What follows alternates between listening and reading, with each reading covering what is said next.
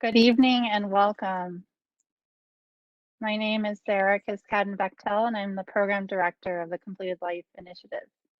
Tonight, I'm honored to welcome you for our Completed Life May Town Hall, where our expert panelists, Professor Jocelyn Downie and Dr. Stefanie Green, will discuss Canada's new legislation on assistance in dying, which just passed in March of 2021 this year.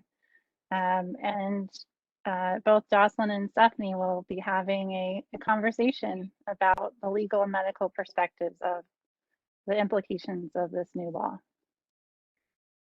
Professor Downie has worked extensively to further aid in dying legislation in Canada. One notable example of which is Carter v. Canada, which established a fundamental right to assisted dying in Canada. Professor Downie is the James S. Palmer Chair in Public Policy and Law, Pierre Elliott Trudeau Foundation Fellow, a university research professor, professor of law, and adjunct professor at the Australian Centre for Health Law Research at Queensland University of Technology. Dr. Stefanie Green, MD, is based in Victoria, British Columbia, and she's the founder and current president of the Canadian Association of MAiD Assessors and Providers, acronym by CAMAP, C-A-M-A-P. She is medical advisor to the British Columbia Ministry of Health MAiD Oversight Committee and is clinical faculty at the University of British Columbia and University of Victoria, and is the author of an upcoming book with Scribner about her first year providing assisted dying in Canada. So together, Professor Downie and Dr. Green tonight will discuss the details of the new Canadian assistance in dying law, how it plays out in practice, the unique features of the Canadian system, the relationship between palliative care and medically assisted dying in Canada, and what the law indicates for the future. But before we turn to the discussion, let me briefly mention that the recording of tonight's town hall will be available a day or so after the event concludes. Throughout tonight's event, we welcome you to submit your questions for Dr. Green and Professor Downie into the Q&A box on the right side of your screen, as well as the chat box. Either one will send your questions to us. And feel free to submit those questions at any point, and we'll make a point to turn to your audience questions later on in the presentation, closer to the top of the hour in about 45 to 50 minutes. And now, without further ado, let's begin. Welcome, Jocelyn. Welcome, Stefanie. It's an honor to be here with you. So let's dive in. Since some big things have happened in relation to medically assistance in dying in Canada over the past year. But before we get into where things are now, can you tell us a bit about how you got here? Sure, I'll jump in on that. So a number of years ago, back in the early 90s, we were basically in the same place as the United States in the sense that assisted dying was illegal. Euthanasia was homicide, assisted suicide was its own crime, assisted suicide. We had a case that went up to the Supreme Court of Canada trying to argue that this violated the Canadian Charter of Rights and Freedoms, like the American constitutional rights. It was unsuccessful by 5-4. The judges. So it was close, but we didn't get there. And so that, once you've been to the Supreme Court, you can't go back again right away. So you have to wait a while. So we waited a while, and we waited for some changes in the law, like the charter. That did happen. And we waited for more information to become available from Oregon. For instance, the data from there was very helpful to us, and the Netherlands, to demonstrate that there wasn't a slippery slope. So then in around 2011, we decided, look, enough's changed, let's try again. And so Kate Carter was a woman who had actually gone to Switzerland for an assisted suicide, and her family came back and they actually started the case with the BC Civil Liberties Association. And then a woman named Gloria Taylor came on board. She became the face of the case because Kate Carter was actually already dead and wasn't the plaintiff. Gloria Taylor was somebody who wanted access to MAiD. She had ALS, a degenerative neurological condition, and so she was the front for the case.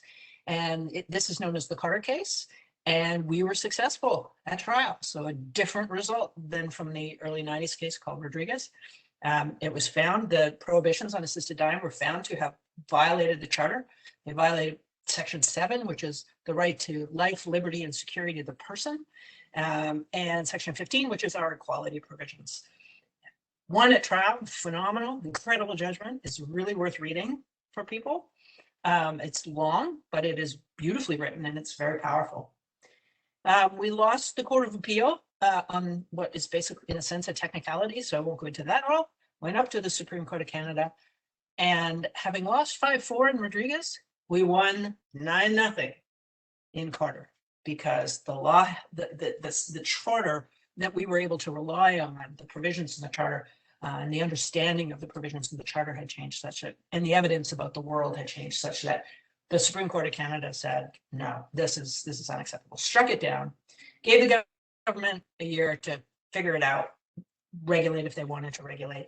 And basically a year later, we got something called Bill C-14, which was the federal legislation. It was amendments to our criminal code. Because there's a difference between Canada and the US. It's much easier for us to do this in Canada because criminal law is federal. So we just go up once, right? But in the US, you're every state, you got to fight it. So it's a very different prospect. So we get up there, we win, then they put in C-14.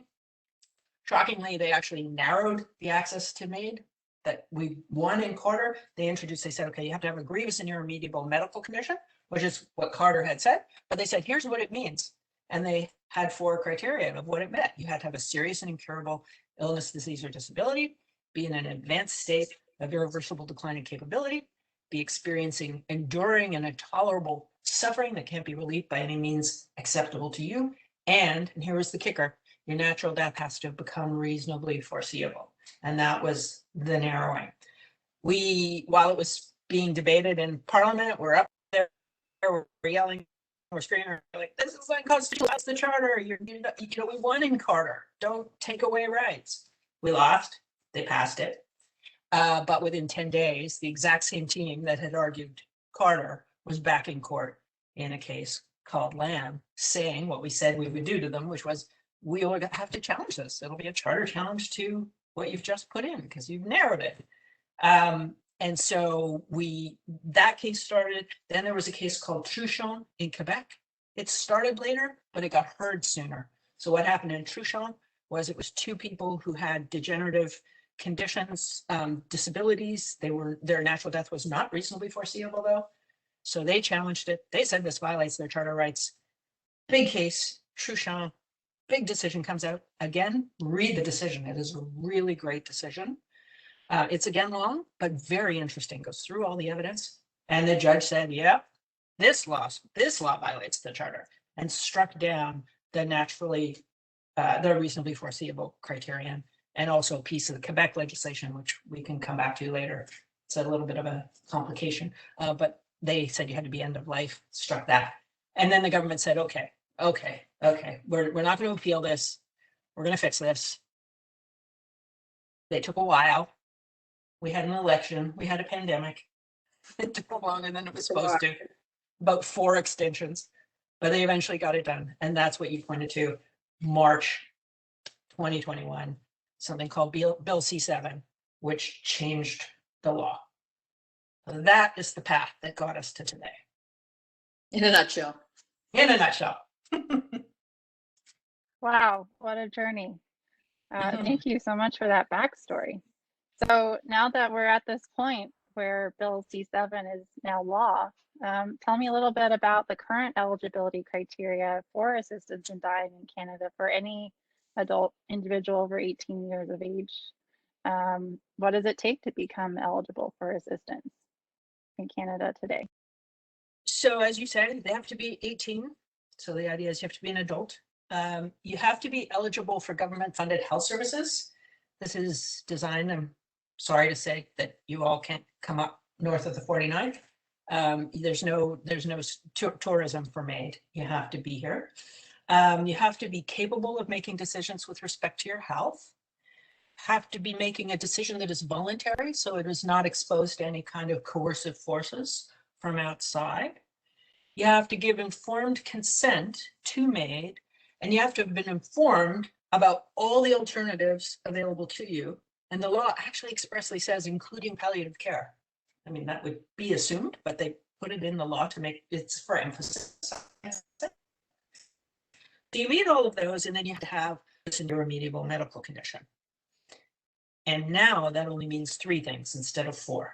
So you have to have a serious and incurable illness, disease, or disability. You have to be in an advanced state of irreversible decline in capability. And you have to be experiencing enduring and intolerable suffering that cannot be relieved by means acceptable to you. And there's an asterisk on serious and incurable illness, disease, or disability, which is mental illness does not constitute a serious, incurable disease, illness, disease, or disability for the next 2 years. So in 2023, you won't be excluded where you have mental illness as your condition, but until then, it's an exclusion criterion. So that's what it takes to be eligible for MAiD in Canada right now. Thank you so much for explaining the eligibility criteria, Jocelyn. So Dr. Green, you're our expert on assistance in dying in Canada from a medical perspective. So I'm curious, suppose a person, I'll call her Vanessa, came to you and asked for assistance in dying. What are the first steps that you would take to help her? Yeah, great. So I'm going to take it from a very practical point of view. If Vanessa, calls my office and says, this is what I want an assisted death. The question is, what happens next? Just very practically. And all of those criteria that Jocelyn's just laid out, of course, are now running in the back of my head constantly. They have to be, easy for me to access, because that's really my job, is to assess whether Vanessa can meet these criteria. Not really, I mean, not necessarily from a legal point of view, but like from a clinical point of view. And so very practically speaking, what that means is I prepare for the interview. I get her permission and I gather, the medical records that I can find, the ones that she's told me about anyways from her various specialists. And I review them before I even meet her, because then when I meet her, we have some of the story, that I already know. And then we can spend, on average, my first visits with patients are between an hour and an hour and a half, depending on their ability to speak and their strength. Sometimes it's multiple visits for shorter periods of time, but typically we get together for about an hour to an hour and a half. And we have what I call a knowledge exchange. Patients will often come to me already having made a written request for MAiD. It's a requirement of our law that they make a written request. And once they've done that, I explain to them in the process that they have to be seen by 2 different clinicians. Either a physician or a nurse practitioner is allowed in Canada to go through this process of assessment with them. And the way that I do it very practically is while they're telling me about themselves and their life and what's important to them, I'm also informing them about how this law works and what the process is. And we walk our way through it. And in explaining what the eligibility criteria are in our law, we stop and we chat about where they are in that process. So for example, if the patient needs to have a serious illness, disease, or disability, we say, well, what's wrong? Why have you come to see me? And they might say, well, I have pancreatic cancer. And so I've already got checked in the back of my mind. But there's some eligibility criteria that are more difficult. They're not quite so easy. So they need to be in an advanced state of decline, for example. So when we talk about that, I ask them, well, what is it that you can't do today that you could have done 2 years ago? What's different? Is there a state of decline, and at what point is it advanced? And it becomes more and more nuanced as we get into the conversation. But essentially, what the patient needs to do is make a written request, see 2 different clinicians for an assessment, and if both clinicians agree that they meet all of the eligibility criteria, then the patient is told that they're allowed to go ahead. That doesn't mean they're going to. That doesn't mean they have to. They can always change their mind, but that means they're allowed to. There's no more obstacles in their way. So I'm not sure if that's the essence of what you're trying to get at, but that's the process that we undergo. No, absolutely. Thank you so much. So now that you've assessed that Vanessa meets the eligibility criteria for MAiD in Canada, now I've heard something about procedural safeguards. So what are these procedural safeguards that you need to follow in order to ensure that this process that Vanessa undertakes is ethically kosher and beneficial? We'll leave ethically aside, but I'll say legally so. So all of what Jocelyn's outlined are all the eligibility criteria. And I would just emphasize that every single person in Canada who applies for assisted dying needs to meet every single one of those eligibility criteria, no matter what. That are all the same for everyone. What is different, what's new now since March of 2021, is that there are two different pathways. We call them tracks, track 1 and track 2, for lack of creativity, of how to get to the assisted death. And track 1, here's what gets interesting. What decides what track you're on is the notion, and very unfortunately is the verbiage, whether your death is reasonably foreseeable or not. So to be crystal clear, that is not an eligibility requirement for MAiD. You don't have to have a death that's reasonably foreseeable to qualify. But if your death is or isn't reasonably foreseeable, we'll decide if you're going to track 1 or to track 2. So track 1, if your death is reasonably foreseeable, the simplest of case might be someone with terminal cancer who's finished all their active treatments, who is now on palliative care. We know they're probably dying within the next few months. That's clearly someone whose life is natural death is reasonably foreseeable. The safeguards on that path are fairly simple. They've been a little bit simplified. So they do need to make a written request for MAiD, not just verbal. They do need to have that request witnessed by an independent person who's not going to benefit from their death in any way. They do need to be seen, of course, by 2 different clinicians. They do need to give consent, when they make their written request, and also at the time of their death in general, although there is a little caveat to that I think we're going to get into in a minute. But generally speaking, they have to be able to give consent at the time of the death. There's no more waiting period or reflection period that used to be required. So it's fairly straightforward. Make a request, make sure it's witnessed, make sure you're seen by the clinicians that you need to see, that they both agree, and that you give adequate consent at the right time. So that's a fairly straightforward path. If your natural death is not reasonably foreseeable, then we put you on track 2, and there's more safeguards that need to happen. So who are these patients? I mean, we're just starting to see them now. These are typically people with chronic pain syndromes, maybe people with years of fibromyalgia. So more chronic illnesses is really what we're seeing. And they now have a pathway to an assisted death, but they also need a written request. It also needs to be witnessed, but there needs to be a minimum of a 90-day assessment period during which the clinician like myself might gather those records, speak to all the specialists, speak to anyone involved in the care, speak to their family, gather the entire picture. And we need to make sure that any reasonable and available means to reduce their suffering has been offered to them and that they've considered it seriously. So there's no requirement that they must undergo any of these trials of treatment, but these supports are things, and remember, it's about the resources that will help reduce the suffering that's causing the intolerable suffering. So these might include mental health resources, disability resources, counseling services, pain clinics, whatever it is that we can reasonably make available. Make sure that we've investigated them, offered them, they've been given an opportunity to undergo those, and they've given serious consideration to them. So those are also the other thing that's really important on this track is that one of the assessors, either the physician or the nurse practitioner, needs to have some expertise in the condition that's causing this suffering. And if they don't, they must seek out expertise from someone else to input into the assessment. So all of that is required if you're on track 2. Thank you. So you mentioned reasonably foreseeable. So let's go back to that. So I know that the criteria for natural death becoming reasonably foreseeable is no longer an eligibility criteria.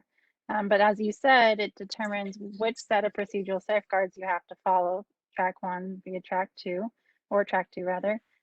So what does it mean? Jocelyn, what are your thoughts on this? I have a lot of thoughts on reasonably foreseeable. I was in a technical briefing when they introduced Bill C-14, which is when this phrase first appeared. It was because it wasn't an eligibility criteria before.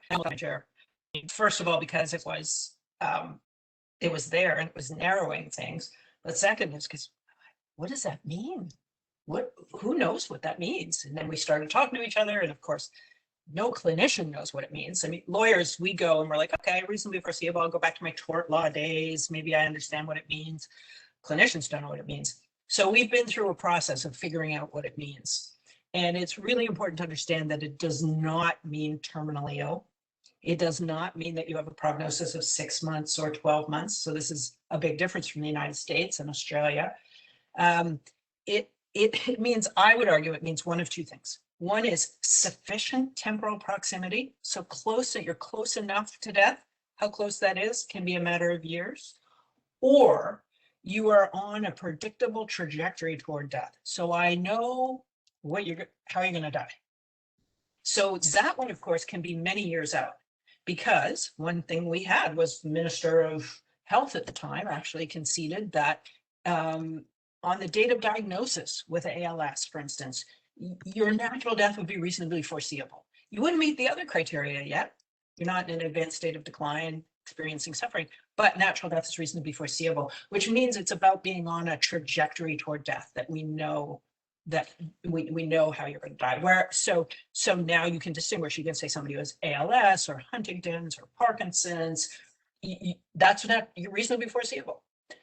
Somebody though who, for instance, has stroke or quadriplegia or certain other disabilities, you don't know. They're not on that trajectory, so they are not yet reasonably foreseeable. Or the things that Stefanie was talking about, fibromyalgia and so on, chronic conditions.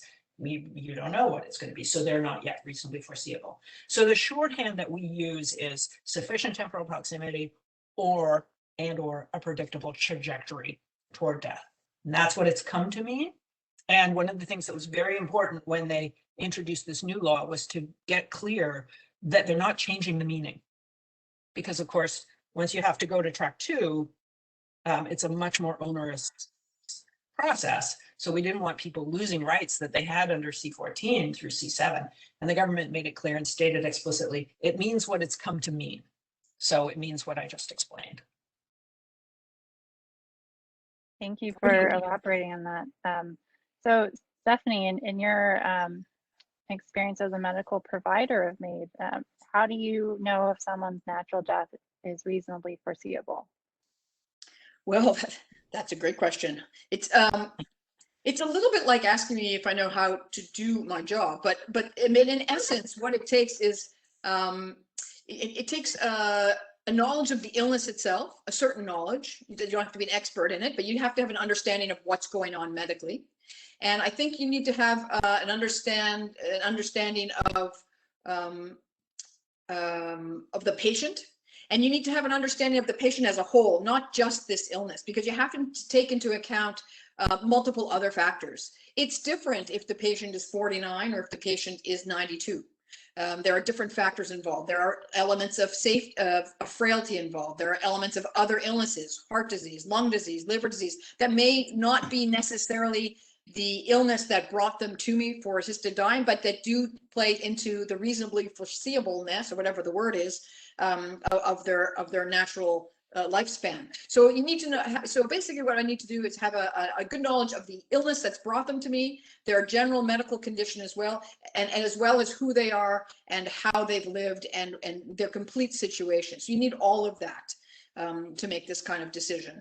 There are, prognostic tools out there that some of my colleagues use from time to time if we want to try to, objectively qualify the level of frailty of someone, and those can always be helpful, mortality scales, but I find them less helpful than the overall general knowledge of the medical condition of the patient.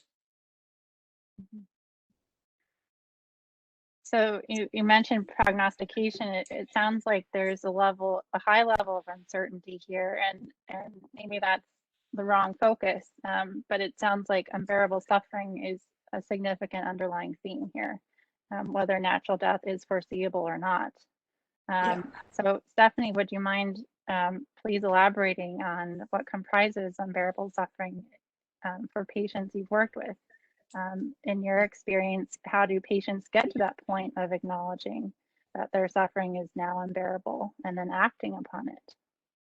Yeah, so we've spent a lot of time kind of picking through each of these criteria and trying to figure out what they mean.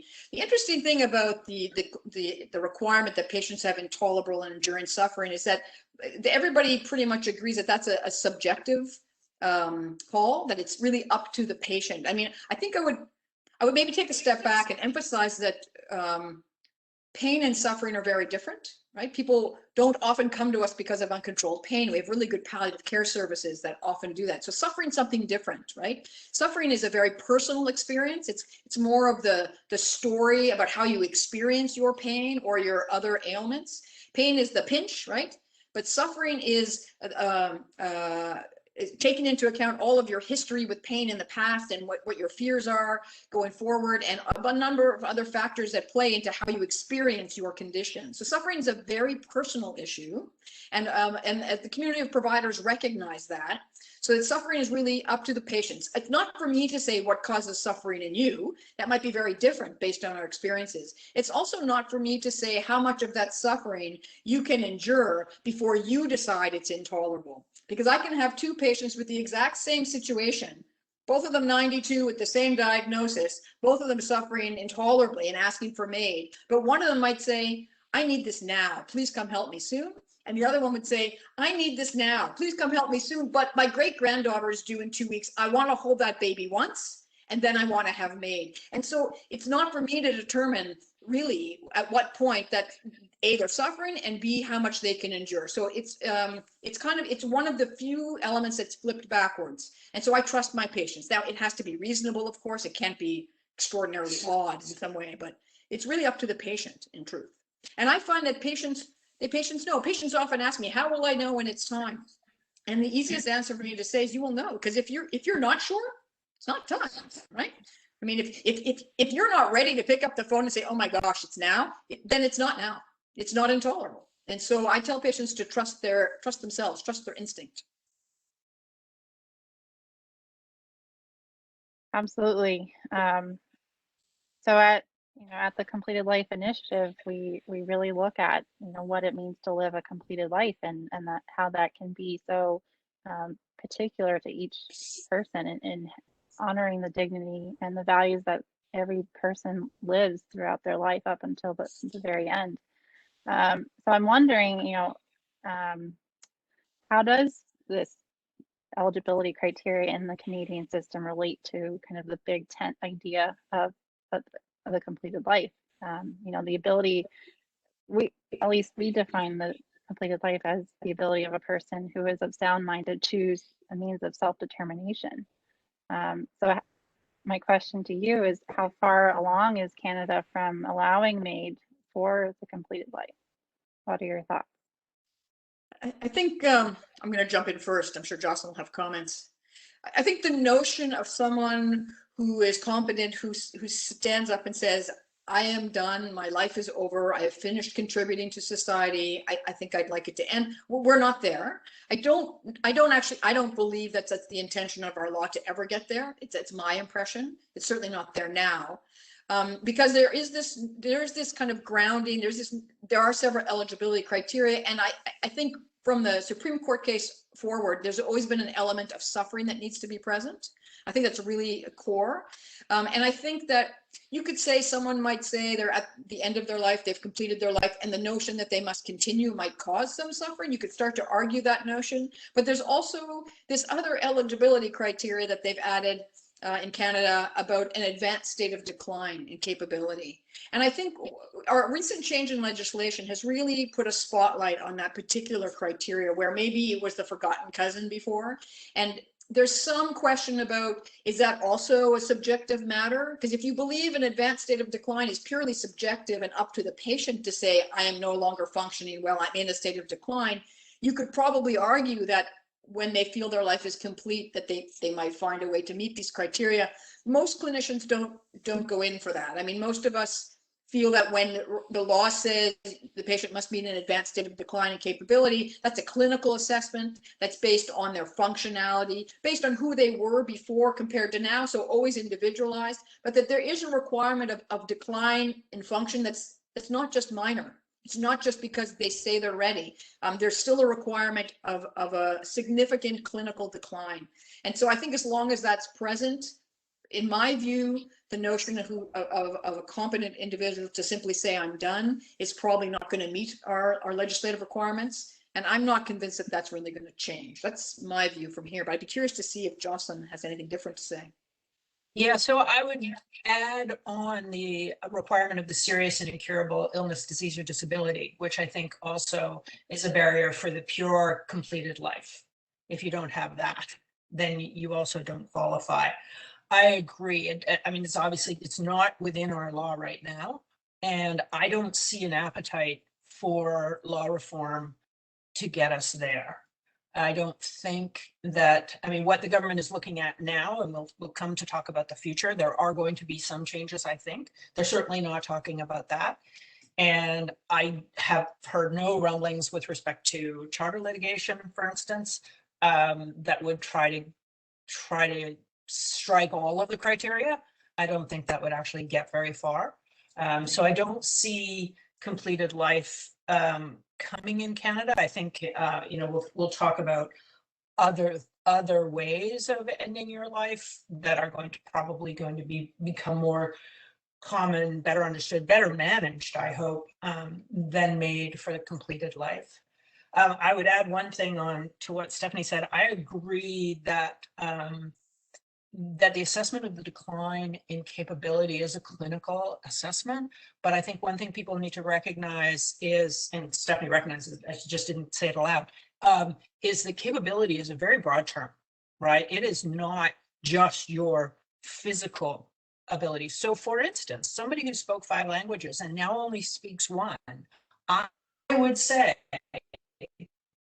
that is a very significant decline in capability. Or somebody who is fairly far along in dementia, that is a very significant, irreversible decline in capability. The word was intentional. It is not merely physical function. So while it is to be objectively assessed, I think that it has a very broad reach, but it doesn't get you to completed life. No, no.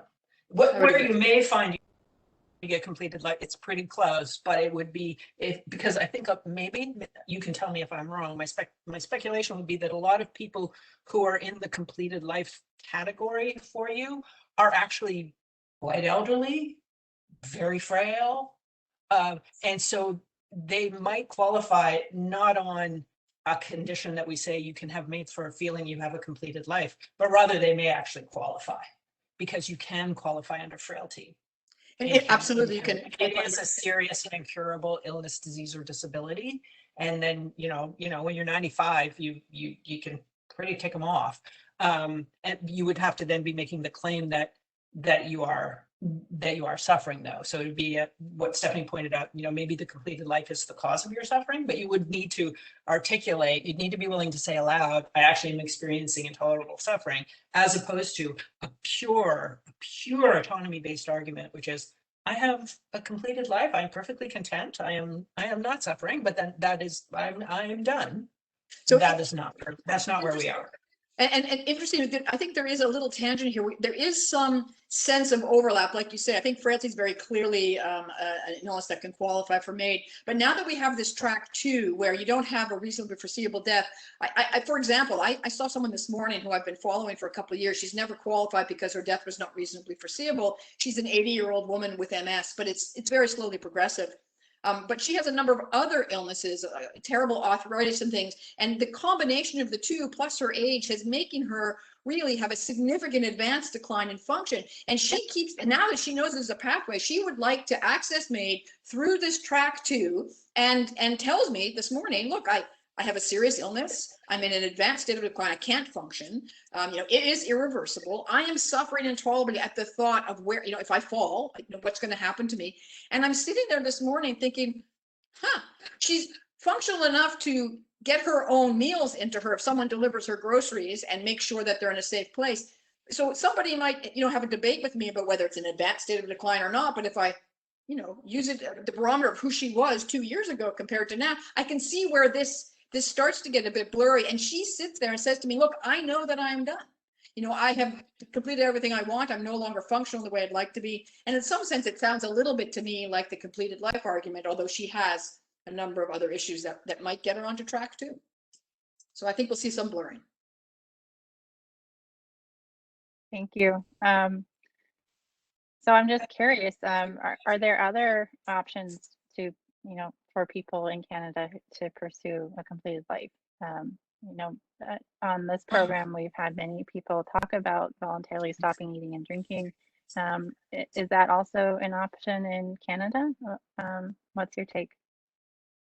Yeah, I believe it is. You look to provincial law on this. If you want to be doing it through an advance directive, because you want to say, I'm going to stop all eating and drinking, and then once I am unconscious, you can't do artificial hydration and nutrition. You can absolutely do that. There's nothing illegal about voluntary stopping eating and drinking. I am a proponent of the clinicians getting together and developing good care protocols so that what we actually have is palliated VSED, so that people are very comfortable going through this process. Right now, I get calls, and the problem is I can't give them a really good protocol to follow. Clinicians have been pretty busy with figuring out MAiD. I'm sympathetic. I'm very sympathetic to that. In some ways, I would wish that maybe the palliative care community would take this up, but it hasn't been picked up. They're also extremely busy. But I do hope that we can find get a document that enables people to go to their clinician and say, I would like to be accompanied through this. I mean, some patients want to do it on their own, and so there would be documents for that too. And I know there are some through in the United States on this. But my preference, certainly if it were me or a loved one, is I would want to be accompanied by a clinician to ensure that I could do all of the symptom management so that the person would be comfortable all the way through. So it is legal. It goes on. We do know that, but it doesn't end up with the coroner or something. I know there was a case here and somebody called the coroner to say, is this a coroner's case? No. So it is legal. It's just, I think the bottleneck for it is the public awareness of it, clinician comfort with it. Clinicians also have to be comfortable that they won't think, oh, wait a minute, this is MAiD, so the person has to meet all the criteria for MAiD. It's not MAiD, and they don't have to. And it's not aiding suicide, because that's the other thing they're worried about. And some of them are worried, the police are going to show up at the door because somebody was alive and then they die, and the car comes to take the body away, and the neighbor calls, please look what happened, and then the doc gets called in front of, please go for a visit. Nobody wants that, right? So what we need is better education of everybody who could be involved in the process, including prosecutors and coroners and doctors and the public, to make this be a path. And I think, a lot of the very people who would be advocating for this and trying to make this happen are the people who've been advocating around MAiD. And so we've been a bit consumed. And so now that we're at the place we're at with MAiD, because we had to fight after we got C14 and it took away part of what we had from Carter, we just had to do full court press to get that reversed. And now I think we're more in a position that we'll be able to develop it. So we are I'd say we're behind the US in the development of VSED. And I know there are people on this call who are leaders in the field of VSED and in the States. But in Canada, what we need really is just, we've got the legal path clear. And the papers have been written to demonstrate that it's legal and so on. We just need the protocols and education. Thank you so much for elucidating that. That's really helpful to know and be aware of. So let's pivot back to C7 and the final consent waiver. So there's a clause in the bill that says, for a particular circumstance of assistance in dying for, quote, persons who are unable to provide consent at the time of the procedure, meaning that they've lost decision-making capacity. And Canada's MAiD law used to say that patients couldn't have MAiD if they lost decision-making capacity. And this is also a big point of contention with MAiD laws in the States. But recent changes to the Canadian bill introduced something called the final consent waiver. So would you mind explaining what final consent waivers are and their implications? Yeah. Sure. Can I start with a story? And then Stefanie, maybe you can talk them through what it does, because Please. it explains why we have this change in the law. It's a Exactly. woman named Audrey Parker. I mean, it's other things too, but this crystallizes it. Audrey Parker was a woman who lived right here in Halifax, Nova Scotia. And she had cancer, breast cancer that metastasized to the brain. She qualified for MAiD. She was eligible. She met all the eligibility criteria under C14. But she was at risk of losing capacity, but she wanted to try and make it through Christmas and New Year's. That was her favorite time of the year. She wanted to spend time with her friends, family through that, and then have MAiD. But because she was at risk of losing capacity, and there was a requirement, you have capacity right at that moment. She had November 1st of the year she died. And that hit people really hard. Her friends actually went public. She had videos she made to explain the harshness of this consequence, that here you totally qualify for MAiD and you just want to live longer and you can't. So the law was making people die sooner than they otherwise would. And yet they were going to have MAiD ultimately. And so this was very poignant. It was very powerful. And I think it persuaded a lot of people that we got to fix that. Quite apart from the bigger issue of advanced requests, you know, that I make now for 30 years in the future, all those kinds, just this very specific situation where you qualify for MAiD and then you can't have it. And then we added on to that concerns about the fact that people were refusing their pain meds in order to maintain capacity. So if I'm eligible, but you know, Stefanie's not available for 5 days, I refuse my pain meds to make sure that in 5 days I have decision-making capacity. That's cruel, that's horrifying. And so we brought those stories to the Minister of Justice and the Minister of Health, and they heard them. And so they made a change, which is they put in this, what's called a final consent waiver. So I'll pass the baton to Stefanie to talk about the reality of it, but I just needed people to understand why we have it. And I'm going to add to the story before I address it more, is to say, in terms of surveying the community of providers across the country, like how often does this happen? People are faced with this cruel choice. I can tell you 85% of the members of my organization had multiple instances when they had seen a patient and been working with the patient, had planned their death, and arrived in planning and ready to go through the procedure, only to find that the patient had lost capacity. So something had happened overnight, or their disease had progressed unexpectedly quickly, or they required medication that made them unrousable, and the family is gathered and the patient is lying there comatose, but still very much alive. And you walk in the room and you cannot help them. And the family looks at you and says, but you promised. And you said, I did, but you know, I'm not going to go to jail for you. So it was a horrible, horrible situation as a clinician to be in. And so we brought that story on top of the patient's perspective, and that's what the Ministry of Justice really heard that. So what I want to emphasize about the waiver of final consent is what Jocelyn's already mentioned, but to really hit home, this is not an advance request. This is not to be used by someone who has a diagnosis who said, if this A, B, and C happens, I want to have MAiD. That is not what this is. This is only available for patients who have made a request for MAiD in writing, who've been assessed by 2 different clinicians, who've been found eligible by both clinicians, and who've already set a date. All of those things have to be done. And if those things are done, they may enter into a written agreement with the MAiD provider saying, you know, I would like to have MAiD, you know, September 1st at 2 p.m. But if I lose capacity between now and September 1st at 2 p.m., you know, you have permission from me to please go ahead and do this. And I can help them. I can give them that and not face criminal liability. And so that's really what this is meant for. Patients like Audrey Parker, people who are in that condition. Now, are there creative ways to use this waiver?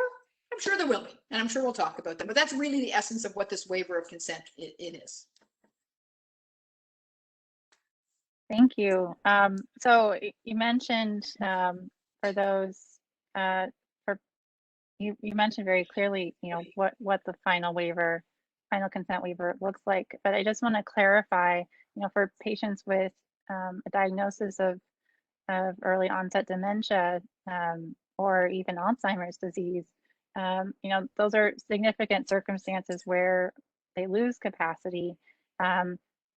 Does the final consent waiver apply to these patients? Can they get it at any point? What does this look like in practice? So I'm gonna answer that only after I explain how dementia patients currently, without the waiver, may access MAiD, because even under the original law, under C14, patients with dementia were not explicitly excluded from access. Patients with dementia were not considered to be mental health patients. They have neurodegenerative disorders, and they could apply for MAiD, and in fact, some did. And in fact, we've helped a number of them and a growing number of dementia patients. So let me just explain how that works, and then where the waiver can be added in a helpful way. So like any other patient in Canada, dementia patients must meet all the eligibility requirements. And I know you don't have them all the top of your head, but it really comes down to 3 particular requirements that must be met by these patients, because we all know they're over 18 and have Canadian health care, and we're going to assume it's voluntary. What's important is that not only do they have a serious illness, which we can all agree dementia is, but that it's in an advanced state of decline, that they are in an advanced state of decline, that they are suffering intolerably, and that they have capacity to make this decision. We need all 3 of these things to be true. So how can that be true in a patient with dementia? Well, the way that we approach this is using a model that we call 10 minutes to midnight. So if I meet a patient rather early on in their diagnosis, they've been diagnosed, they've already had symptoms for a couple of years, and I meet them and I hear that what they're interested in and why they want to access MAiD, they're worried about the future. And we document that. They end up making a request for MAiD in writing. So we're ticking off the eligibility issues. And then I see them on a regular basis, maybe every 6 months, maybe then every 3 months, maybe every 2 months. And I document their objective decline, both physically and mentally, cognitively. And as I do that, we're using the metaphor that midnight, rather than turning into a pumpkin, midnight is when, after midnight, they no longer have capacity to make their own healthcare decisions. We know that's coming at some point in their decline. We don't have a crystal ball. We don't know exactly when it's going to happen. And we know it's not a flick of a switch. It comes, it goes, it comes, it goes. And eventually it's lost. And we all know through dementia that will happen. So if that happens at midnight, and I'm watching a patient all the way around as they go around the clock face, and they're getting closer and closer to a time when I think, in my clinical judgment, that they're nearing the time when that's going to happen. I think at 10 minutes to midnight, I believe it's absolutely defensible and clinically true that they are in an advanced state of decline. And I would say that because even if you disagree a lot about different things in MAiD, pretty much everyone can agree that once you hit midnight, once a patient loses decision-making capacity, can no longer speak for themselves, I think universally people would agree that that's an advanced state of decline capability of some sort. And I would argue that in the moments before that, I would say roughly the 90 days before that's actually likely to come true, they are already in an advanced state of decline and capability. I'm very comfortable clinically stating that and standing in front of a judge and arguing that. So I believe they meet that criteria. Now, at that time, they still have capacity. So we've got a check mark on 2 of the 3. Are they suffering in a way that's intolerable? Well, some patients, as they get more and more decline cognitively, they stop caring. And they aren't suffering, and they may not follow through on this, and they may not access MAiD. But many patients through this process will realize what's happening to them because they still have capacity. And they realize it's imminent that they're about to lose it. And this causes them much, much suffering. And I think that's the 3rd box. So at 10 minutes to midnight, I believe a patient in Canada with dementia can access MAiD legally under our old law, and nothing has changed about that in our new law. What's really interesting, and not everybody, right? But for some. So that's great. But for some, now we have this 2-track system. And I, as a clinician, will argue strenuously that a patient with a diagnosis of dementia has a reasonably foreseeable death. Now, not all my colleagues agree with that. Some of them are uncomfortable that might be several years away. But I would also argue that once on the day, if you're diagnosed with carrying the Huntington's disease, you're also on a trajectory towards death because it's incredible. It's 100% predictable in our state of knowledge today. And dementia patients on average will die approximately 7 years after diagnosis, although every case is different and there's much variability. But I think that you can seriously argue that they're on a trajectory towards death due to their serious illness. And so because of that, I would place the dementia patient on track 1. And by being on track 1, they are now eligible to access a waiver of final consent, which means when my patient's at 10 minutes to midnight, they now have a choice they didn't have before. They could go ahead and have MAiD, fully capable of making that choice, and I will help them. Or they can say, you know what, I want to squeeze every little drop out of my life left when I still have capacity. I'm going to sign a waiver of final consent. I'm going to set it.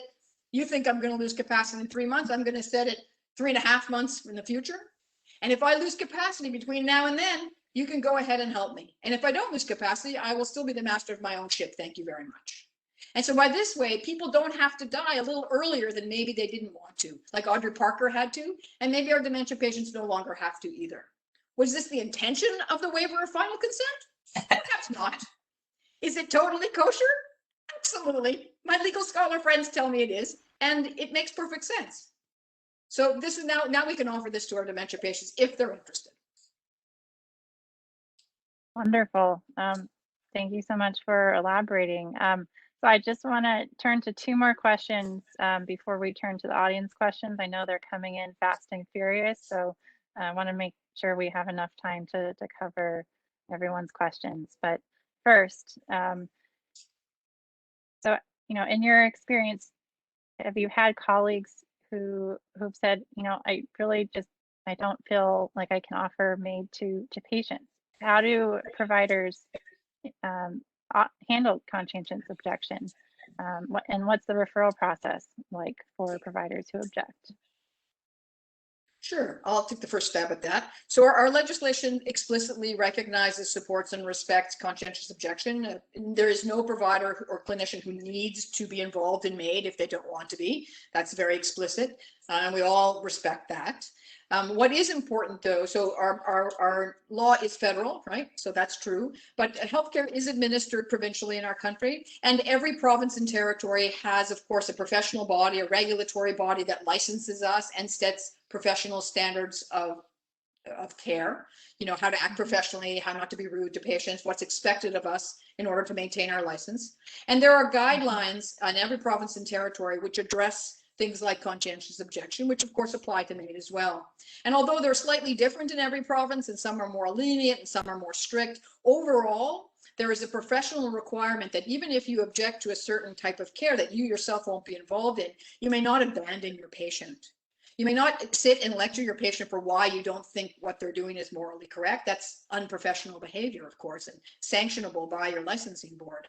So what has to happen? You need to maintain professional standards. You must do what's generally called an effective transfer of care, which means you need to provide that patient with information that will provide them timely, knowledgeable, available care by another professional who can provide them what they need in order to pursue the care that they're looking for. I mean, that's it in a nutshell. There's different ways of wording it, and there's different levels of strictness of that, but that's the essence of professional care across the board.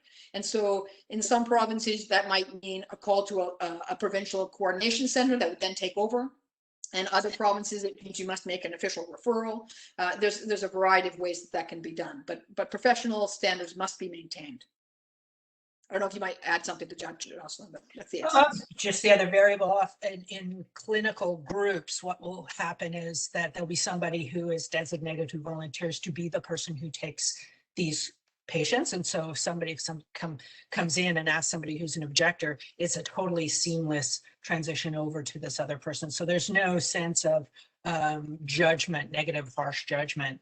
And it is quick and seamless, where maybe you don't have a provincial program or another way of doing it, but it is very clear there's a duty to refer, or a duty of effective transfer of care. And I would note, we have had litigation on this in Canada. It was challenged in Ontario. The College of Physicians and Surgeons of Ontario had a duty the duty to refer, and it was challenged by a group of Christian dentists and doctors.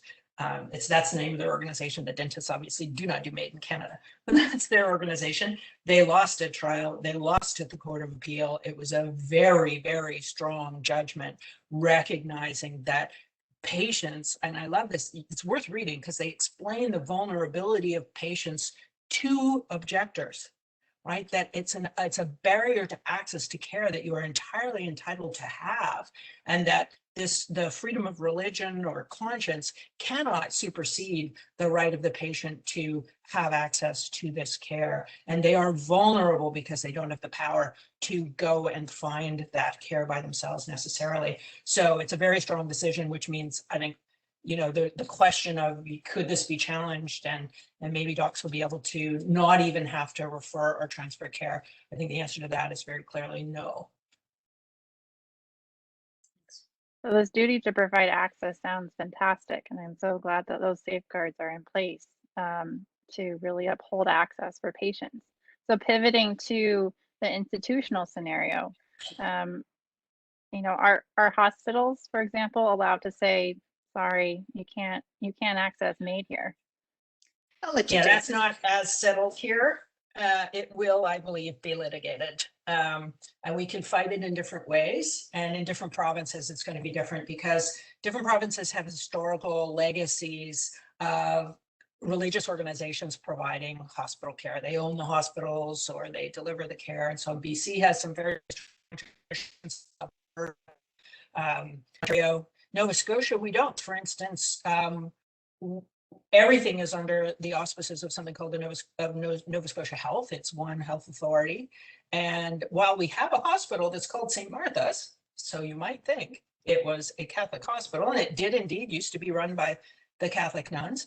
You know, we started digging into this because that hospital said, no, we're not doing MAiD. And I started looking into it then, and I found out that in fact, they didn't own the hospital. It's publicly funded. It's publicly owned. It's called St. Martha's, and they have something called a Mission Assurance Council, which was part of an agreement when they sold it that said, you know, they'd stay in alignment with the Catholic Health Guide, which of course excludes euthanasia. But there is no way that a government in Canada can own and operate a healthcare facility and have it be directed by religious views that the public do not all share. So we didn't have to go to court. I threatened to go to court because they weren't listening. And so, you know, I said, look, we will win a charter challenge here for sure. You have an obligation to provide this service, and they did back down. So that's what I mean by there'll be different strategies, because there will be some where it is owned by a Catholic institution, and that's going to require a different kind of a charter challenge. And one of the things we haven't yet had settled in Canada, I don't know what the legal state is in the United States, but the freedom of conscience, freedom of religion, it's not yet settled whether an institution has that right. I don't believe they do. I don't think bricks and mortar have consciences. I don't think institutions have consciences.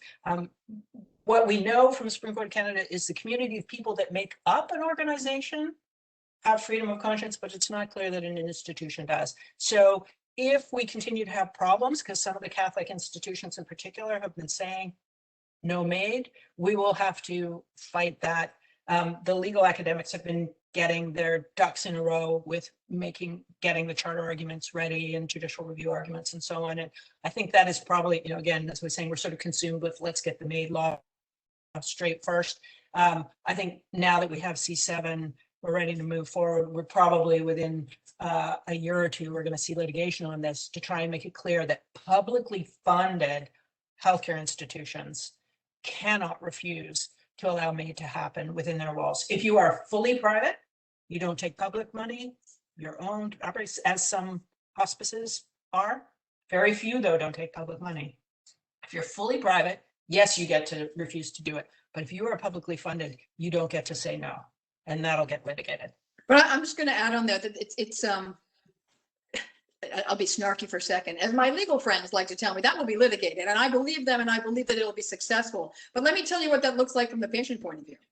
Right? I've got a patient who I spoke to last week who's got a very slow moving ALS. He's had it for many years, and he's finally hit the place where he called me up, and through his voice, he was able to say, I'm here, I'm existing, but I'm no longer living. I feel like I'm dying. It's my time. He is cared for exceptionally well in a facility that he didn't have much choice about going into, that is a religious facility, and that does not only not do MAiD, they won't allow me to come and talk to him on the facility premises to talk about what the process is. This is a man who it's difficult for him to come out of that facility to have a discussion, let alone to have MAiD. And it is a huge barrier for him.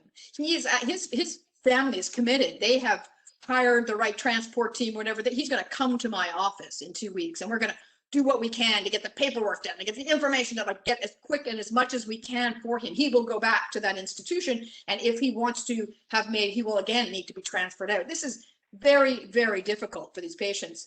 And what we're talking about, from my point of view, it seems that if you're going to litigate, you need a family like his, who's somebody who's at end of life, who's extremely vulnerable, who's very much suffering, probably intolerably, to stand up and have the energy and the fortitude and the money and the effort and willing to spend their last couple months of life fighting this for our country. I mean, there's a reason it hasn't happened yet. It's not so simple. I think it will happen. It's going to take an extraordinary family to do it.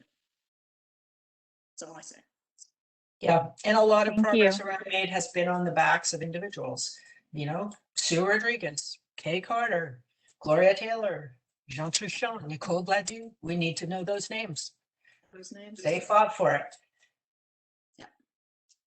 Absolutely. Well, we could keep talking all evening, and I really want to make sure we have time for audience questions, and thank you both so much for just the in-depth power that you've brought to this topic. It's really meaningful and insightful for our audience here at the Completed Life Initiative. So I want to first turn to Kay Okada. She has a question. She's wondering, when someone makes such an important life-ending decision, the how to assess what's behind the decision becomes really important. Whether values, beliefs, life view, self-image, relational experience, quote unquote suffering, spiritual pain, feelings, or thoughts, and on to support the person and their loved ones. Alleviating pain and suffering is a hallmark of palliative medicine, and there is a lot behind our medical and pharmacological diagnosis. So she's wondering whether you could elaborate more about the screening process and counseling support, including whether spiritual care is included for individuals seeking MAiD, whether track 1 or track 2. Yeah. So thank you for outlining many of the factors that we need to take into consideration when we do these assessments. These are not simple 10-minute interviews. These are complex, time-consuming assessments of our patients, and we take it seriously. None of us want to be on the front page of a magazine with jail bars in front of our face, and none of us want to feel bad about what we're doing. So I can only tell you that my colleagues and I take our jobs incredibly seriously, and those are some of the factors that you've outlined that we all need to explore in every single case. It is written into our legislation that we do need to make sure we've offered palliative care, that the patient is aware of palliative care means explicitly. And I think that you'll find MAiD providers probably some of the strongest proponents of palliative care, because our job is better if our patients have excellent palliative care. Not every patient in Canada has easy access to the best quality of palliative care, and we would be very happy to support whatever it takes to make that happen. I think we would feel our job is not done well enough if that weren't offered to our patients, but it's not perfect in every situation. We didn't talk a lot about palliative care in Canada right now. I would just say that there are, certainly in the early days, there was quite a rift between the palliative care community and those who wanted to offer MAiD. There are some literalists amongst that community who believe that assisted dying is not proper medical care, and we're not going to get into all that. But I would say that over the past 4 to 5 years, there has been a significant shift. Not total, and by all means, not everywhere, but there are great examples and models of care where palliative care teams are now open to this care for their patients, primarily not because we've knocked on their doors and demanded it, but because their patients have knocked on the doors and demanded it. And they have really good relationships with their patient. They are probably the most patient-centered clinicians I know. And as their patient looks up and says to them, "Thank you so much for everything you've done for me. I'm done. I would really like to have an assisted death." You know, those doctors have seen the value of following their patients' guidance and walking them through it, and witnessed some of these deaths, and are now slowly getting more involved. So I'm not really sure I've answered any question, except to say that the relationship with palliative care is complex. In some places much better than others, in some places very, very poor. But I do see change, and I think that what you've touched upon is really important, that we continue to delve into all those issues you mentioned, and certainly offer palliative care and pastoral care and spiritual care to every patient that we see. And we do. And we do. Thank you, Stephanie. David Hoffman has a question for you, Jocelyn. He's wondering, how have long-term care and acute care facilities reacted to the availability of MAiD? What do you think led to the Canadian decision to treat MAiD and euthanasia as defined in the middle part of North America as legally and morally equivalent? So the first thing is, I'll come back to the second one because I lost it. So the first one was long-term care and acute care facilities. How have they adapted to it? So acute care facilities, they're totally fine, except for the asterisk of some religious facilities are objecting. I would note that what sometimes happens too is there's a first case where they tell people you can't even get assessed here. And it is so traumatic for everybody involved because it's horrible. Like what happened with one case was the person then went out and on the sidewalk just off the property of the hospital had the assessment done in a bus shelter. And that was front page of the newspaper. Of course, that was terrible for everyone. So then the place starts offering at least assessments. And, you know, I think when they go through a transfer and they witness what a patient goes through to be transferred, because sometimes, for instance, you have to reduce your pain meds to keep your capacity, and then you're traveling across town in an ambulance, like horrific. So sometimes that changes people's minds. But so generally, unless you're a religious organization, it's just there. The long-term care facilities, same thing. There are some that are religious and are saying, you know, we don't want to allow this in our walls. There was a case actually where a physician went into a Jewish long-term care facility and provided MAiD without telling people, because her attitude was, this is this man's home, this is what he wants, and that is my role. She got reported to the college, and the college backed her up. And so the pressure points are around religious organizations, whether it's acute care or long-term care. If they're not, then it's happening. It's absolutely happening. They have programs. They either have people just come in or they provide it. And I would say there are hospices, just as some palliative care providers are MAiD providers, there are some hospices which absolutely allow MAiD. So for instance, Halifax was opening up a hospice.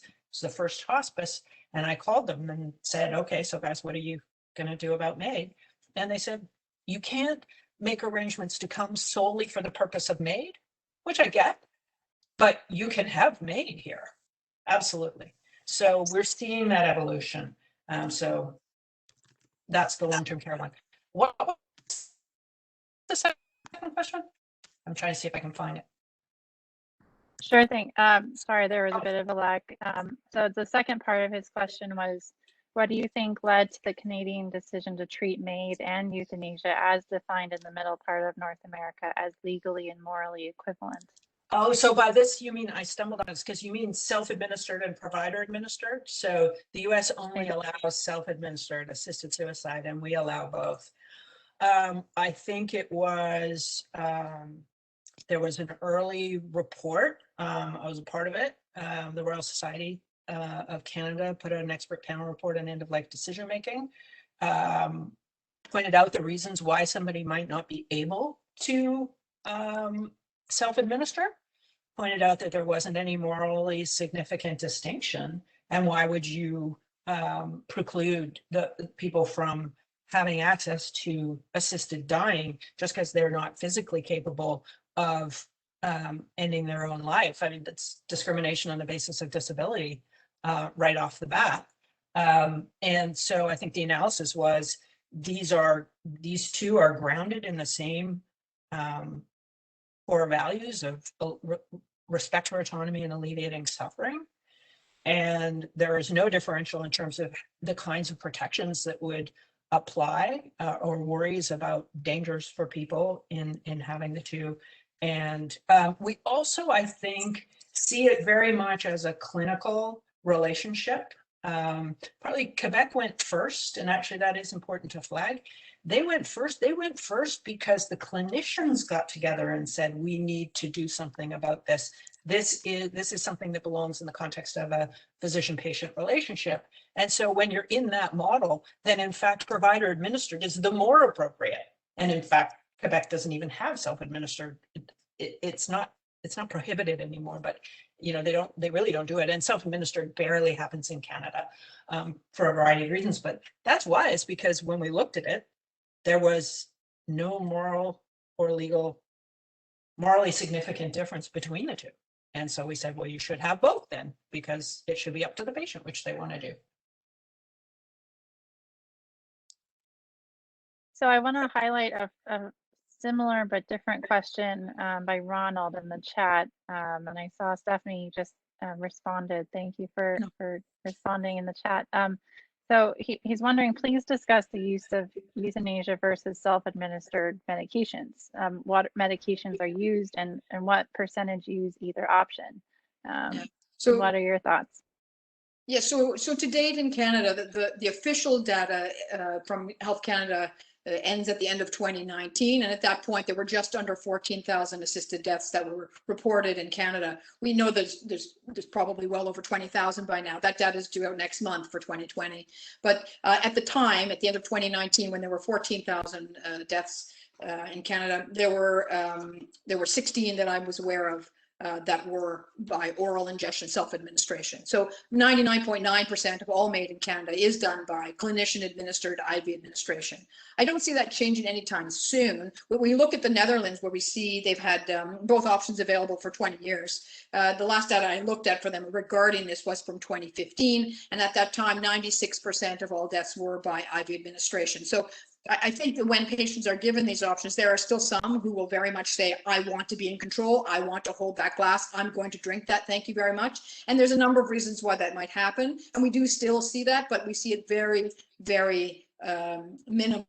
There are provinces in Canada where they don't pay for the oral medication. There are some places where it's not legal to do oral medication. So there is a lack of standardization right now, which is part of the issue. We did actually lobby in the early days to have a better medication, I would say, available as the self-administered drink. Originally, there was a cocktail that was less effective, and I would say that my colleagues in the United States are unfortunately very familiar with that dilemma. They can no longer get secobarbital. They're using a variety of cocktails, and although they're getting better and better at it and making significant change, there are still incidents of very long times to dying or complications or lack of success, which are just simply unacceptable to most patients given the option of the other. Now that we can access secobarbital for a very reasonable price in Canada, I thought that might change. It hasn't actually changed, but I think there's a lack of awareness about that. I don't think you need me to go through the protocol, but secobarbital is what's primarily used in Canada for oral administration. The IV administration is based on the Dutch protocol that uses a series of 4 medications that takes on average 8 minutes and is 100% effective if you're in the vein. Can I just add one little piece, which is I think one of the reasons we have so little self-administered is because there was actually a risk of criminal liability attached to it, which was if it failed or if it took too long, there was debate about whether you could actually provide or administer it because you couldn't get consent immediately prior to the provision of MAiD. And that has been corrected. We told you about the final consent waiver. We didn't tell you about something called advanced consent. That is also in the new law, which says that if you self-administer, the clinician has to be there, but you can have a written arrangement where you can say, if it doesn't work within 4 hours or whatever, then you can self-administer. So we have now removed the threat of criminal liability. So I think that a little bit. I think it was part of what was going on. I don't think we'll ever go high. I think we may go maybe up to 2% of cases, 4% of cases. But when you solve the drug problem, because when it first came, I figured out that you couldn't get secobarbital either, and we had to end up finding a compounder who would make it, just because it wasn't illegal. It's just it wasn't licensed. Nobody wanted it. It was an old drug that had fallen off the licensing for marketing, but a compounder would make it and also promised not to charge what was being charged in the States. So the drug's there. Now this criminal liability piece has gone away. The protocol is being, the CAMAP, you know, kudos to CAMAP. They keep picking up these issues. They picked up this, they developed a protocol. They were very cautious, and they said, we think clinicians should be present at the time while we gather experience and understand, how does this work? How often does it fail? What kinds of things cause it to fail? And so it'll evolve. It's evolving responsibly, but it'll never be big, because I think most people are going to say, I'd rather just have it for sure quickly. Thank you very much. Yeah. Absolutely, thank you. So another question by someone I think you'll recognize, Thaddeus Cope. He's wondering, are these organizations that quote unquote coach patients on how to describe or report their suffering, so to maximize chances that clinicians can find eligibility for patients? I'll take that. I am not aware of any organization that coaches patients to do such a thing. I would like to think that as a clinician, I'll be able to dig into someone's explanation deep enough that I don't just take their first words out of their mouth. And I would, you know, continue to chat with them about what they really believe and why they believe it and why now and what's most important and have they tried this. So, you know, I'd like to think that nefarious versions would not get through. Not that it's necessarily nefarious. But usually an honest, you know, patients don't always have the words that we think would be perfect. They don't have to use perfect words. They just need to make themselves made clear. And that's the art of talking to a patient, right? William Osler, you know, everyone quotes William Osler, 80% of the diagnosis is in the history. It's about spending time with your patients and talking to them. I'm not aware of anyone who coaches patients how to answer our questions, though. Maybe I'm naive. Yeah, I haven't heard any. I haven't heard that. It may come more with the track twos and once mental disorders are permitted. I don't know. Because I think where you start to get more is where you get resistance from the docs. The more the docs or the nurse practitioners are saying they're not eligible, the more people find ways to persuade people that they are eligible. But I've never heard of it. Yeah. Okay, thank you. So the next question is from Betty Levin. She's wondering what the role is, if any, of the family physician. She knows that in Nova Scotia, there's a shortage of family physicians. Does the patient need to have a supportive family physician? What, if any, is the family physician's role in MAiD? Well, as a family physician, I appreciate the question. Yeah, you're the family physician. I'm from Nova Scotia. How about, can I tag? I'll take Nova Scotia. Yeah, that's true. That's true. Well, I'll take the first one because you don't have, your family physician doesn't have to agree with it or be willing. They can be the assessor, they can be the provider, they can be the person who just accompanies you along the way. If they are an objector or they're just not, don't feel that they actually have the professional competency, you know, they haven't done all the work that Stefanie's done. There's a MAiD program here, a centralized MAiD program. They call, you can self-refer or they can refer you. And that program will connect you with assessor and provider. And interestingly, in Nova Scotia, I saw in the chat that the fact that all kinds of people are providers. Absolutely. We have nurse practitioners, palliative care docs, neurologists, an OBGYN, family docs, palliative care, you know, everybody, anybody can be involved and is doing it. So it's not a barrier. The fact that people don't have family physicians is not a barrier to accessing MAiD. Having said that, however, yes, I mean, originally, a lot of our model is based on the Dutch model, and in the Netherlands, you know, the vast majority of euthanasias are done by GPs or family primary care practitioners.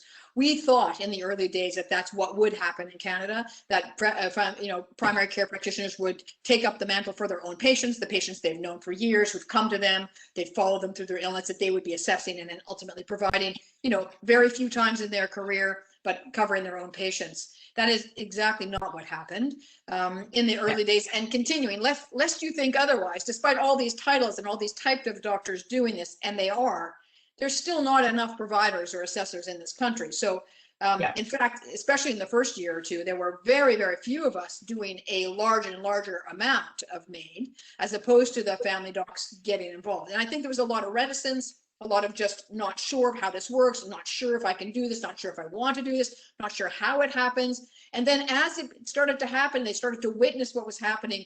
They became more and more interested in supporting their own patients, usually by becoming an assessor for their own patients first, and then maybe a little bit outside their own field as well, because there was such a need. So we've seen that the number of assessors grow, still inadequate, but growing.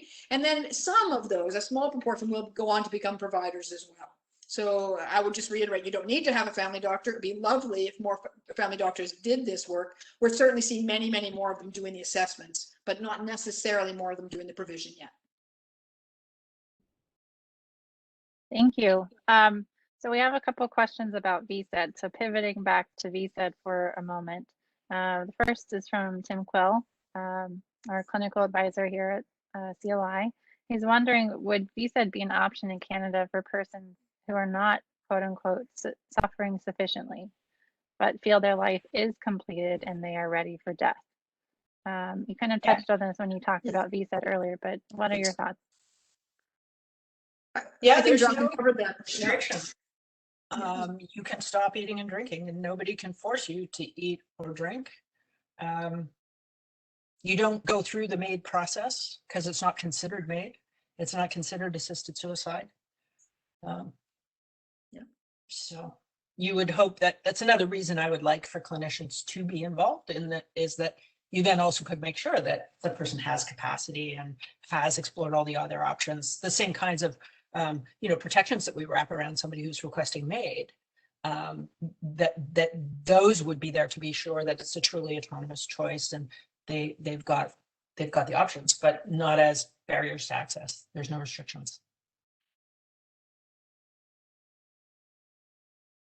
So the second question about VSED was from Mike Wilson. He's wondering, is general anesthesia able to be offered as a palliative measure in Canada for VSED? So I'm not sure general anesthesia. Certainly we have palliative sedation, which is available, in many places, and palliative sedation is a common, not so common, but a common therapeutic intervention that's used under certain, rules.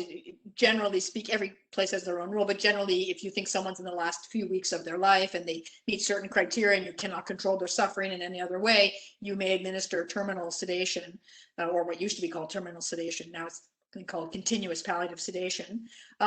So certainly, I think if you had it, I'm just guessing, but if you had a patient who was doing VSED, who slipped into a state where they seemed to be delirious or suffering in some way, and they were having good clinical support and palliative support, it might become relevant to offer that, and it certainly could happen, but it's not kind of the plan to do that. With VSED patients, you don't commonly need that. So I think if that was the question, it is available in Canada, though. Yeah. Yeah, thank you. So this next question is back to MAiD, and she's wondering, she wants to remain anonymous, what you're thinking is with respect to MAiD for those who are not yet 18 years of age. I'll take what are that. the considerations there? I'm sure Yeah, Jocelyn has something to add. It's interesting. Right now, Canada is doing a review on a number of complex topics. There's 5 different issues that are being reviewed, and one of them is mature minors, so people who are under 18 that have decision-making capacity for themselves. And I have to say, considering the other issues of advanced requests and mental health patients and the state of palliative care in Canada and disability supports, personally, for me, if you're asking me, I think the issue of mature minors is the kind of the easiest of them all. I think from an ethical point of view, if God forbid you knew of a 15-year-old who had a terminal cancer diagnosis who was suffering unbearably, I think it would be cruel to not allow them the option. I think right now what we do is we do excellent palliation for those patients, and I think that is a really good option. I think that there are situations where palliative care is insufficient. We see that in adults. That's why we have medical assistance in dying. I don't think that stops if you're under 18. I think what stops is that it's just that much more tragic because it's a child. And I think to have the parents on board and have the medical team on board and have the patient themselves expressing this wish is incredibly uncommon, thank goodness. And I think that it would be incredibly difficult for that family and that patient to even express that. But I think we all know of situations where that has happened, where that does happen, where that will happen again. And I think that there are a significant roster of providers that, given that situation, would absolutely be willing to provide in that situation. If they met all the eligibility criteria for MAiD and it was legal, I absolutely would do that. It would be heartbreaking, but of course I would want to offer that if that's what they needed. So just to pick up on what Stefanie said, so there is a review being done. There also have been other reviews done. And you can Google the Council of Canadian Academies expert panel on MAiD, and they had a working group on mature minors. And so it reviewed all the evidence, and it's an excellent report. There's also a provincial territorial expert advisory group on physician assisted dying. There was a special joint committee of the House and the Senate as well, between Carter and C14. Everybody who's been asked to make a recommendation and study it comes up with a recommendation that mature minors should be allowed to have access to MAiD. So it's part of the review. The background is that it would be a slam dunk charter challenge. The exclusion on the basis of age is indefensible. I mean, make Stefanie's case even more graphic. The person is terminally ill enduring intolerable suffering and is 17 years, 355 days old. And you're going to say you have to wait 10 days. Absurd. So I think that will change Canada. I think it may change. Quebec's doing its own things. Quebec does, and I think they're going to actually change it first. But it's part of the review, and I think we will see it. We will see it change, because I would say mature minors are allowed to refuse treatment, life-sustaining treatment now. Mature minor is a very strong concept in Canada, in Canadian healthcare. If you have the capacity, the decision-making capacity, your birth certificate is irrelevant for major life and death decisions, but not for MAiD. Yeah, competency-based, not age-based. I think it's a very strong concept in Canada, and I think it's a matter of time, and hopefully extremely rare. Yes, yes. Absolutely. Well, we're coming up to the end of our 90 minutes here today. So I just want to kind of take us home with one last question, kind of looking towards the future of this new Bill C7. It seems like some pretty big changes are maybe coming. In the bill, it says on March 17th, 2023, mental illness will no longer be excluded from the quote, serious and incurable illness, disease or disability criteria. So anyone with mental illness as their sole underlying medical condition will become eligible for MAiD. How is Canada preparing for that? So we have the committee that we talked about, the Parliamentary Review Committee, but there is also an independent expert panel, which will be named, has not been named yet, which is tasked with figuring out the how, not the whether, to allow mental disorders to be not excluded anymore, but how are we, what protocols and standards, anything do we need when this comes? And so they will report by next March. And then, as we said, the clause that excludes people will be gone by the following March. So we're preparing by having conversations about what are there different rules that should apply? You know, should, for instance, one of the assessors have to be a psychiatrist? A variety of things are being suggested. Those will be studied, and then I think it will happen not at the level of the legislation, the federal legislation, but rather at the level of provinces and territories, in particular colleges or professional groups. CAMAP, for instance, will no doubt have a clinical practice guidance on it. It should be at the level of practice guidance. I'd flag also Quebec, where I was earlier today, not in Quebec, but zooming to Quebec. They have a committee that is at this very moment studying the issue of the mental disorders issue and advance requests as well. Beyond the final consent waiver, they are going to be putting in place provisions, ways of managing the implementation of this in 2 years' time. A challenge for sure. Yes. Absolutely. Wow. Well, thank you both so much. This has been... I'm sorry, what was the last part? I just said it's important for people to know that the debate is about how we do it, not about whether we do it. That decision has been made. Understood. Fantastic. Well, this hour and a half has just flown by. I wish we could keep talking. I'm just so so in awe of both of you, and it's been such an honor to be able to ask you these questions. Thank you so much for joining us today here at the Completed Life Initiative, and thank you all so much for those of you in the audience and tuning into the recording for joining us on this journey of learning about medical assistance in dying in Canada. You know, Jocelyn and Stefanie, you are our neighbors to the north, and we look to you as a model of what's possible. So deeply indebted to both of you for your expertise and sharing your knowledge here today, and for the ability to learn alongside you of exactly, you know, what the process has been like of achieving MAiD in Canada, and what it looks like for patients like Audrey and others and Kay, who have really paved the way, and courageously so. So thank you so much, and thank you again to our audience for joining us and for your excellent questions. We always appreciate your participation and enthusiasm, and stay tuned for more events at the Completed Life Initiative. If you haven't already, please sign up for our newsletter on our website, www.completedlife.org. The recording will be posted in about a day or so, so please stay tuned for that. Be posted on our website and our Vimeo page. And then, as always, please don't hesitate to reach out to us with any questions, info@completedlife.org. And we look forward to seeing you next time. Thank you so much. Be well, take care, and enjoy the rest of your day. Bye now. Thanks, everyone.